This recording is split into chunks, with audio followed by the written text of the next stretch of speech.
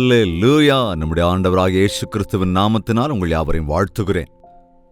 மற்றொரு நாளிலே நம்முடைய தேவனுடைய வார்த்தைகளை தியானிக்கலாம் வாருங்கள் என்று உங்கள் யாவரையும் வரவேற்கிறேன். அனுதின தியானத்திற்காக காத்திருக்கிற உங்கள் யாவரையும் அன்போடு கூட இந்த வேளையிலும் இந்த தியானத்திற்கு ஆண்டவர் நாமத்தில் அழைக்கிறேன். வாருங்கள், தேவனுடைய வார்த்தையை தியானிக்கலாம். ஜெபிக்கலாமா? பரிசுத்தமும் அன்பும் நிறைந்த பிதாவே, தினந்தோறும் உம்முடைய வார்த்தைகளை தியானிக்கிறவர்கள் பாக்கியவான்கள் அல்லவா? ஒவ்வொரு நாளும் எங்கள் இருதயத்தின் வாஞ்சைகளை தீர்க்கிறவராக, எங்களுடைய தேவைகள் எல்லாவற்றையும் சந்திக்கிறவராக, எங்களுக்கு துணையாயிருந்து எங்களுக்கு உதவி செய்கிறவராக நீர் நிரூபித்து வருகிறதுக்காக நன்றி சொல்லி, உம்முடைய வார்த்தைகள் எங்களுக்கு ஜீவ ஊற்றாயிருப்பதனால அதன் மூலம் எங்களை வழிநடத்த வேண்டும் என்று கிறிஸ்துவின் நாமத்தில் வேண்டிக் கொள்கிறோம் பிதாவே, ஆமென். தேவனுக்கு ஸ்தோத்திரம். எப்படி இருக்கீங்க? கொஞ்ச நேரம் அந்த உலகத்தின் செய்திகள் அப்படியே கேட்டா தலையே பயங்கரமா சுத்திடுங்க. மொத்தமா அந்த செய்தியை கேட்கறத விட்டுட்டீங்களா, இல்ல உலக வார்த்தைகளை கேட்டுட்டு தேவனுடைய வார்த்தையை கேட்கறத விட்டுட்டீங்களா? தேவனுடைய வார்த்தைகள் தான் முக்கியம். அதுதான் நமக்கு ஜீவனையும் ஆறுதலையும் ஆதரவையும் ஆவிக்குரிய பிரகாரமான பலனையும் நமக்கு அருளி செய்கிறது. ஆனால் இந்த உலகத்தில் என்ன நடக்கிறது என்பதையும் கூட தேவனுடைய பிள்ளைகளாகிய நமக்கு கொஞ்சமாவது தெரியணும். என்றால் இயேசு கிறிஸ்து எல்லோருக்குமானவர். அவர் அதிசீக்கிரமாய் மேகத்தினோடே வரப்போகிறார். இந்த உலகம் முழுவதுமே அவருடைய வருகைக்காக ஆயத்தப்படுகிறது. அவர் வருகைக்கான அடையாளங்கள் தெரிகிறது. என்ன நடந்து கொண்டிருக்கிறது இந்த உலகத்தில் என்று கவனித்தால் ஆல் த ஹோலா நம்ம ஒரு வார்த்தையில சொல்லிவிட முடியும். பாவம் பெருகிவிட்டது. அக்கிரமங்கள், அநீதிகள், மனிதனுடைய கொடூரமான, அருவருப்பான, கேவலமான, மிகவும் மோசமான, கபடங்களோடு கூடிய, சுயநலத்தோடு கூடியதாயிருக்கிற மனிதனுடைய நடத்தையை குறித்து நாம் கேள்விப்படுகிற போது அக்கிரமம் பெருகியிருக்கிறது. ஆண்டவருடைய வருகை சமீபமாயிருக்கிறது. அது கட்டாயம் அப்படியே நிறைவேறுகிறது. ஒருபுறம் உலகத்திலே இருக்கிறவர்கள் எந்தவித தேவ பயமும் இல்லாமல் அவர்கள் வேலை அவர்கள் செய்து கொண்டிருக்கையில், மறுபுறத்திலே தேவனுடைய பிள்ளைகள் என்று சொல்லுகிறவர்கள், நாங்கள் பக்திமான் என்கிறவர்கள், நாங்கள் இயேசுவின் பிள்ளைகள் என்கிறவர்கள், அவர்கள் தங்கள் வாழ்க்கையிலே ஆறிப்போனவர்களாயிருக்கிறார்கள். அநேகருக்குள் அன்பு அப்படியே குறைந்து விட்டது. ஆண்டவரை நேசிக்கிற விஷயமாயிருந்தாலும், ஆண்டவர் பேரில் பிறரை நேசிக்கிற விஷயத்திலும் கூட அன்பு என்பது காணாமல் போய்விட்டது. அதுதான் உண்மை. ஆவிக்குரிய பிரகாரமான ஆவலற்றவர்களாய், நம்பிக்கையற்றவர்களாகவும் இருக்கிறார்கள்.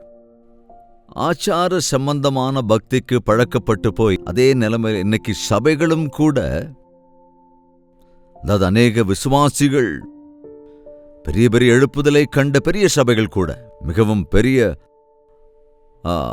தேவ வார்த்தை என்கிற அஸ்திபாரத்தின் மீது கட்டப்பட்ட ஆலயங்கள் கூட இந்நாட்களிலே சத்தியத்தை, அதன் சாரத்தை இழந்து போய் வெவ்வேறு சித்தாந்தங்களால் நிறைந்து போய் அனலுமின்றி குளிருமின்றி இருக்கிறதா வெளிப்படுத்துவதிலே சொல்லப்பட்டது போல 7 சபைகளை குறித்து அங்கே ஆண்டவர் சொல்லுகிறார் அல்லவா? அந்த சிமர்னா சபையை சேர்ந்தவர்கள், ஆண்டவருக்காக பாடுபடுவோர் கொஞ்சமாக இருந்தார்களே தவிர, அதேபோல சுவிசேஷத்தை அறிவிக்கும் என்ற ஆவலோடு கூட பிலதெல்பியா சபையோர் கொஞ்சம் பேர் இருந்தார்களே தவிர மீதியுள்ளோர் எல்லோரும் அனலும் குளிர்மற்ற நிலையில, ஆதி அன்பை விட்டு போன நிலைமையில, சாரம் இல்லாமல் வாழ்ந்து கொண்டிருக்கிறாய் என்ற பெயர் இருக்கிறதே தவிர நீ மரித்து போன நிலையில் இருக்கிறாய். பக்தி மார்க்கத்திலும் கூட எசபேலின் போதனையை அனுமதித்து பிலேயாமின் போதனைக்கு இடம் கொடுத்து ஒரு கலப்படமான பக்தியில் இருக்கிறார்கள் என்பதை இந்நாட்களிலே கவனிக்கிறோம். இப்படிப்பட்ட சூழ்நிலையிலே தேவனுடைய தூய வார்த்தைகளை நாம் தனிப்பட்ட விதத்திலே தியானித்து பரிசுத்த ஆவியானவருடைய ஏவுதலினாலே நமக்கு கொடுக்கப்படுகிற தேவ செய்தியின் சாராம்சத்தை உணர்ந்து நம் இருதயத்திலே நாட்டி நம்முடைய பக்தியை திட்டமாய் பாதுகாத்துக் கொள்வதென்பது இன்று மிக மிக அவசியமாயிருக்கிறது. பைபிளிலே சிறிய புத்தகங்கள் ஒன்று என்று சொல்லி யூதா எழுதின நிருபத்தை சொல்லலாம். யூதா இயேசு கிறிஸ்துவனுடைய சகோதரன் ஆயினும் தன்னை ஒரு அடிமையாக தாழ்த்தி ஆதி சபையிலே அழைக்கப்பட்ட சீஷர்களில் ஒருவனாக யூதா இல்லாத போதும் அன்றைய சீஷர்களோடு சேர்ந்து சபையின் வளர்ச்சிக்காக, சபையின் நன்மைக்காக பிரயாசப்பட்டவர்களிலே ஒருவன். யூதாஸ் காரியோத்து இல்லைங்க, யூதாஸ் காரியோத்து ஒன்றுமில்லாமல் போகிவிட்டானே. இந்த யூதா மற்றொரு யூதா. இந்த யூதா எழுதின நிருபம் ஒரு அதிகாரமுள்ள புத்தகம். அதில் 17வது வசனம், நீங்களோ பிரியமானவர்களே, நம்முடைய கர்த்தராகிய இயேசு கிறிஸ்துவின் அப்போஸ்தலரால் முன் சொல்லப்பட்ட வார்த்தைகளை நினைவு கூறுங்கள். கடைசி காலத்திலே தங்கள் துன்மார்க்கமான இச்சைகளின்படி நடக்கிற பரியாசக்காரர்கள் தோன்றுவார்கள். கடைசி காலத்துல நல்ல கவனிங்க. எதற்கு? இந்த உலகத்தின் கடைசி காலத்துல நாம் வாழ்ந்து கொண்டிருக்கிற நாம் இந்த உலகத்தினுடைய கடைசி காலத்திலே வாழ்ந்து கொண்டிருக்கிறோம் என்பதை நினைவில் கொள்ள வேண்டும். இந்த பிரபஞ்சம் சிருஷ்டிக்கப்பட்ட நாளிலிருந்து தேவனுடைய அன்பு அளவற்றதாக இருந்தது. அவர் சிலுவையில் அறையப்பட்டு மரித்த வேளையில எவ்வளவோ நேரத்தை ஆண்டவர் இந்த உலகத்திற்கு, இந்த உலகம் ரட்சிக்கப்படுவதற்காக கொடுத்தார். சுவிசேஷத்தை அறிவிப்பதற்காக வாய்ப்பு கொடுத்தார். அதிவிரைவில் ஆண்டவருடைய வருகை இருக்கப் போகிறது. இந்த கடைசி காலத்தில் மனிதர்கள் எப்படி இருக்கிறார்கள் என்றால், துன்மார்க்கமான இச்சைகளின்படி நடந்து கொண்டு,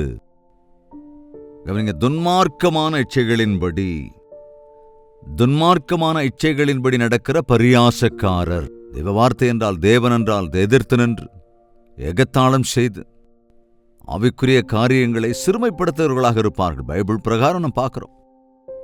பக்தி உள்ளவர்கள் என்று சொல்லிக் கொள்ளுகிறவர்களிடத்தில் எந்த தேவ வல்லமையும் இல்லாமல் இருப்பது, தேவனுடைய வல்லமை சார்ந்தில்லாமல் இருப்பதை கூட நாம் பார்க்கிறோம். பக்தி கூட புத்திக்காகத்தான் என்பதை போல, வெறும் பணத்துக்காகவோ பேருக்காகவோ புகழுக்காகவோ இவைகள் எல்லாவற்றையும் தேவன் மூலமாக சம்பாதிக்க முடியும் என்ற நோக்கத்தோடு பக்திமான்களைப் போல இருக்கிறார்களே தவிர, மரித்ததற்கு பின்பு ஒரு வாழ்க்கை உண்டு, நான் பாவி, என்னுடைய பாவங்களுக்காக மரித்த என் ஆண்டவர், என் இரட்சகர், என் ரட்சிப்பை அவர் அங்கீகரித்திருக்கிறார், என் இருதய சுத்தத்தை காத்துக்கொள்ள வேண்டும் என்ற உணர்வே இல்லாதவர்களாக இருக்கிறார்கள். நீங்களோ பிரியமானவர்களே, நம்முடைய கர்த்தராகிய இயேசு கிறிஸ்துவின் அப்போஸ்தலரால் முன் சொல்லப்பட்ட வார்த்தைகளை நினைவு கூறுங்கள். கடைசி காலத்திலே தங்கள் துன்மார்க்கமான இச்சைகளின்படி நடக்கிற பரியாசக்காரர் தோன்றுவார்கள். இவர்கள் பிரிந்து போகிறவர்களும் ஜென்ம சுபாவத்தாரும் ஆவி இல்லாதவர்களுமாமே. பிரிந்து போகிறவர்கள், அதாவது அந்த உலக பிரகாரமாக அனுசரிக்கிறவர்கள், சாதாரணமாக மனிதனுடைய சுபாவம் உள்ளவர்களாக இருந்து கொண்டு எந்த விதத்திலும் பரிசுத்த ஆவியானவருடைய உணர்வோ ஒப்புதலோ இல்லாமல் இருந்து அவர்கள் பிரிவினையை உண்டாக்குவார்கள். யூனிட்டி என்பதைத்தான் தேவன் விரும்புகிறார். அநேகருக்குள் இன்று ஐக்கியம் இல்லாமல் போனதற்கு காரணமே, சத்தியத்தை அனுசரிக்கிற எல்லோரும் சத்தியத்தின் அடிப்படையில் ஒன்றாகவே இருப்பார்கள். ஆனால் பொய்யை அனுசரிக்கிறவர்களோ வெவ்வேறு கூட்டமாக இருப்பார்கள். சத்தியம் ஒன்றுதான் என்பதனால் எத்தனை பேர் சத்தியத்தை கடைபிடித்தாலும் எல்லோருமே ஒன்றாகவே இருப்பார்கள். ஆனால் பொய் அநேகமாய் இருப்பதனால பொய்யர்களோ பிரிந்து போகிறவர்களாக, வித்தியாச சிந்தையுள்ளவர்களாக, ஒருவர் மீது ஒருவர் குற்றம் சுமத்திக் கொண்டு, ஒருவர் மீது ஒருவர் பொறாமை கொண்டு, ஒருவருக்கு எதிராக ஒருவர் போட்டி போட்டுக்கொண்டு, அதுதானுங்க நாட்கள். அதைத்தானே பார்க்கிறோம். பிசினஸாக இருந்தாலும், படிப்பாக இருந்தாலும், அல்லது விளையாட்டுகளாக இருந்தாலும், பக்தி விஷயத்திலும் கூட, சர்ச்சஸ் விஷயங்களிலும் கூட இந்நாட்களில் போட்டி போடுகிறவர்கள் அநேகமாக இருக்கின்றார்கள். ஆவியை இழந்து போகிற போது சரீர பிரகாரமான, உலக பிரகாரமான காரியங்களுக்காகவே நாடிக்கொண்டிருப்போம். பெரிய பெரிய ஆலயங்கள் வேணும், பெரிய பெரிய ஆர்ப்பாட்டங்கள் வேணும், பெரிய பெரிய கூட்டம் வேணும். அவைகளுக்காக எதையும் செய்யறது, என்ன வேணாலும் பண்றது. ஏதோ ஒரு விதத்தில் மக்களை ஈர்க்க வேண்டும் என்கிற ஆசை இருக்கிறதே தவிர ஆத்துமாக்களை சம்பாதிக்கிற இஷ்டம் இல்லை. ஆதாயம் பண்ணப்பட்ட ஆத்துமாக்கள் பரிபூரணமாக வேண்டும் என்கிற ஆவல் இன்னைக்கு இல்ல. பரிபூரணராய் நிறுத்துகிற கிறிஸ்துவுக்கு முன் நான் நிற்க வேண்டும் என்கிற பவுலினுடைய அபிலாஷையுடையவர்களாக நாட்களில் அநேகர் இருப்பதில்லை. ஒரு மனிதன் நான் ரட்சிக்கப்பட்டு விட்டேன், ஞானஸ்நானம் எடுத்துக்கொண்டேன், போதும் என்று நினைக்கிறார்களே தவிர இயேசுவின் சாயலுக்குள் நான் மாற வேண்டும், ஆண்டவர் எதிர்பார்த்த நிலை எனக்குள் வர வேண்டும், நான் ஆவியின் கனிகளை தர வேண்டும், ஆத்தும ஆதாயம் செய்ய வேண்டும் என்கிற அடிப்படை விருப்பமில்லாதவர்களாக இருக்கிறார்கள். அநேக நாட்களாக அனுதின தியானத்தை கவனிக்கிற நீங்களும் அப்படித்தான் இருக்கிறீர்களா? வார்த்தைகளை தியானிக்கிறீர்களா? இருதயத்தில் நாட்டிக்கொள்கிறீர்களா? அவைக்குரிய பிரகாரமாய் வளர்கிறீர்களா? உலகத்தின் வழிகளிலேயே ஆகாத வழிகளுக்குள் சென்று அல்லது உலக மார்க்கத்தை ஒப்பிட்டுக் கொண்டு நான் இவங்களை விட பெட்டரா இருக்கணும் அப்படின்னு நினைத்துக் கொள்ளாமல் நான் ஆண்டவர் சாயலா இருக்க வேண்டும் என்கிற காரியத்தை நாம் கற்றுக்கொள்ள வேண்டும். அவர்களோ பரியாசம் பண்ணுகிறவர்களாயிருப்பார்கள். ஆனால் நாம் எப்படி இருக்க வேண்டும் என்று விரும்புகிறார் என்றால், அவர்கள் பிரிந்து போகிறவர்களும் ஜென்ம சுவாபத்தாரும் ஆவியில்லாதவர்களாயிருக்கிறார்கள். ஆனால் நீங்களோ பிரியமானவர்களே, உங்களின் மகா பரிசுத்தமான விசுவாசத்தின் மேல் உங்களை உறுதிப்படுத்திக் கொண்டு, உங்கள் மகா பரிசுத்தமான விசுவாசத்தின் மீது உங்களை நீங்கள் உறுதிப்படுத்திக் கொண்டு. கிறிஸ்தவ பக்தி என்பது ஒரே நாள்ல வந்துறது இல்லைங்க. அது தொடர்ச்சியானது. அது ஒரு தொடர் ப்ராசஸ். ரட்சிக்கப்படுவது ஒரு நிமிஷத்தில் நடந்துடும். நீ உன் பாவங்களை அறிக்கையிட்டாலும் கிறிஸ்து உன்னை மன்னிப்பார், தம்முடைய இரத்தத்தால் உன்னை சுத்திகரித்து விடுவார். ஆனால் நீ பரிசுத்தப்படுத்தப்படுவதற்கு, நீ கிறிஸ்துவின் சாயலுக்குள் ஆவதற்கு, நீ உன் வாழ்க்கையிலே தேவனோடு கூட நடந்து கொண்டிருக்கையில், தேவ வார்த்தையை தியானித்துக் கொண்டிருக்கையில், அவருடைய சித்தத்தை நிறைவேற்றுகையில், படிப்படியாக ஒரு பச்சை குழந்தை சரியான சம்பூரணமாக அதர் வளர்கிற விதத்தில், நம்முடைய ஆவிக்குரிய வாழ்க்கையில தனிப்பட்ட விதத்தில் வளர்கிற விதத்திலே நாம் நம்மை உறுதிப்படுத்தி கட்டிக்கொள்ள வேண்டும். பரிசுத்த ஆவிக்குள் இரண்டாவதாக ஜெபம் பண்ண வேண்டும். கிறிஸ்தவ பக்தியை காத்துக்கொள்ள வேண்டும் என்றால் ஜெப அனுபவத்தோடு இருக்க வேண்டும். நீ நல்ல ரட்சிப்பின் அனுபவத்தை பெற்றிருக்கக்கூடும். தேவன் அற்புதமான ஆசீர்வாதங்களை, அபிஷேகங்களை, உனக்கு நல்ல சுகத்தை, அநேக நன்மைகளை உன் வாழ்க்கையிலே செய்திருக்கலாம். ஆனால் நீ ஜெபத்திலே தொடராவிட்டால், தேவனோடு நான் ஐக்கியத்தில் தொடராவிட்டால், தேவனோடு கூட அனுதினமும் பேசுகிற அனுபவம் இல்லாமல் இருந்தால், அவருடைய வசனத்தை தியானிக்காமல், முழங்கால் படியிட்டு ஜெபிக்காமல், என்னுடைய பக்தி ஸ்திரமானது, ஏதோ சீல் வைக்கப்பட்ட சர்டிபிகேட்டை போல எனக்கு இருக்கு அப்படின்னு நினைச்சா அது போதவே போதாது. காகிதங்களில் அல்ல நம்முடைய பக்தி வெளிப்படுத்தப்பட வேண்டியது. மனிதர்கள் முன்னிலையில் அல்ல நம்முடைய பக்தி பெருகிக் கொள்வது. ஜெப வாழ்க்கையின் மூலமாகத்தான் நம்முடைய ஆவிக்குரிய வாழ்க்கையை நாம் போஷிக்க முடியும். சுவாசம் இல்லாவிட்டால் எப்படி ஒரு மனிதன் செத்து போவானோ, அதே போல ஜெபமில்லாத கிறிஸ்தவன் ஆவிக்குரிய பிரகாரமாக மரித்தவனாக்கி விடுவான். மகா பரிசுத்தமான விசுவாசத்தின் மேல் உங்களை உறுதிப்படுத்திக் கொண்டு, பரிசுத்த ஆவிக்குள் ஜெபம் பண்ணி, தேவனுடைய அன்பிலே உங்களை காத்துக்கொண்டு நித்திய ஜீவனுக்கு ஏதுவாக நம்முடைய கர்த்தராகிய இயேசு கிறிஸ்துவனுடைய இரக்கத்தை பெற காத்திருங்கள். இயேசு கிறிஸ்துவனுடைய வருகை வரைக்கும், அவர் நமக்கு இரக்கம் செய்கிற வரைக்கும், மண்ணான இந்த சரீரத்தை மகிமையின் சரீரமாக மாற்றுகிற வரைக்கும், நான் இருக்கும் இடத்திலே உங்களுக்கான இடத்தை ஆயத்தம் பண்ணி உங்களை நான் அழைத்து போவேன் என்று சொல்லி நம்முடைய ஆண்டவர் சொன்ன வார்த்தை நிறைவேறும் வரைக்கும் நாம் காத்திருக்க வேண்டும். பரத்தின் மீதே நோக்கம் வைத்து பக்தியோடு நாம் இருக்க வேண்டும். ஆண்டவருடைய வருகையை அலட்சியப்படுத்துவது, அதாவது ஆண்டவர் தம்முடைய வருகையை தாமதிக்கிறார் என்று சொல்லி அலட்சியப்படுத்திக் கொண்டிருப்போம் என்றால் அது கூடாதுங்க. விழிப்போடு இருந்து ஜெபித்து ஆண்டவருடைய வருகைக்காக, அவருடைய இரக்கத்திற்காக, அவருடைய கருணைக்காக, அவருடைய கிருபைக்காக காத்துக் கொண்டிருப்பதை கற்றுக்கொள்ள வேண்டும். ஒரு வேலைக்காரியின் கைகள் தன்னுடைய எஜமானியை நோக்கி நீட்டியிருப்பதைப் போல நம்முடைய கரங்களை ஆண்டவன் பட்சமாய் நீட்டி அவருடைய தயாதாட்சண்யத்திற்காக நம்மீது அவருடைய நோக்கமெல்லாம் நிறைவேற்றுகிற வரைக்கும் நாம் காத்துக் கொண்டிருக்க வேண்டும். ஆவிக்குரிய வாழ்க்கையை உறுதியாய் கட்டி பரிசுத்தாவியின் மூலமாய் தேவனுடைய சித்தத்தின்படி ஜெபித்துக் கொண்டு அவருடைய இரக்கத்திற்காக, அவருடைய கிருபைக்காக, அவருடைய வருகைக்காக காத்திருந்து தேவனுடைய அன்பிலே உங்களை காத்துக்கொண்டு நித்திய ஜீவனுக்கு ஏதுவாக நம்முடைய கர்த்தராகிய இயேசு கிறிஸ்துவினுடைய இரக்கத்தை பெற காத்திருக்க வேண்டும். தேவனுடைய அன்பிலே நிலைத்து நிற்கும் பொருட்டு காத்துக்கொள்ள வேண்டும். அன்பிலே இடறி விடுவேனோ என்னவோ, அன்பை இழந்து போவேனோ என்னவோ, பரிசுத்தத்தை இழந்து விடுவேனோ என்னவோ என்று இந்த உலகத்தின் காரியங்கள் நமக்குள் ஒட்டிவிடாதபடி நம்மை காத்துக்கொள்ள வேண்டும். அவருடைய கிருபைக்குள் நாம் காக்கப்பட வேண்டும். அவருடைய சட்டைகளுக்குள்ளே பாதுகாப்பாக இருந்து கொள்ள வேண்டும். விழிப்போடு கூட நாம் இருக்க வேண்டும்.